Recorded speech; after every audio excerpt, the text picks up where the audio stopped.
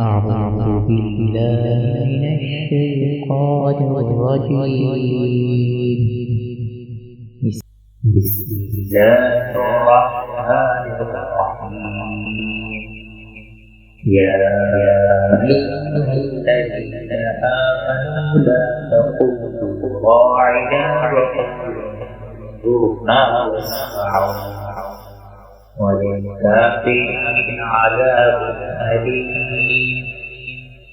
ما يود الذين كفروا من أهل الكتاب ولا المشركين أن ينزل عليكم من خير من ربكم والله يختص برحمته من يشاء والله ذو الفضل العظيم.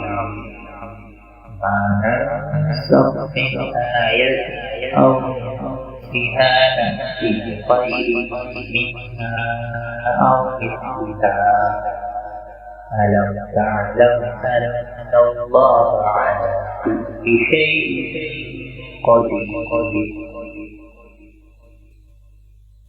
ألم تعلم أن الله له ملك السماوات والأرض وما لكم من دون الله ولي ولا نصير.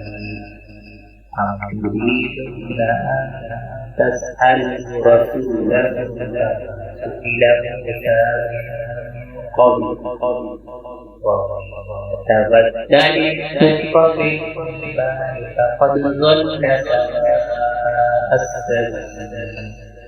ود كثير من أهل الكتاب لو يردونكم من بعد إيمانكم كفارا حسدا من عند أنفسهم من بعد ما تبين لهم الحق فاعفوا واصفحوا حتى يأتي الله بأمره إن الله على كل شيء قدير.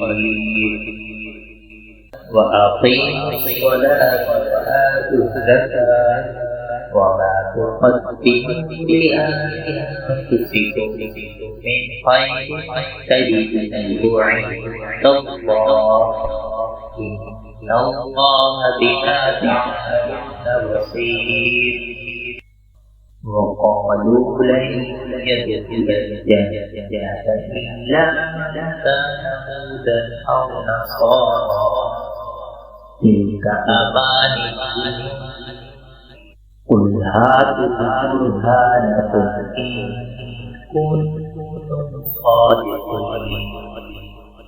بلى من أسلم وجهه لله وهو محسن فله أجره عند ربه ولا خوف عليهم ولا هم يحزنون.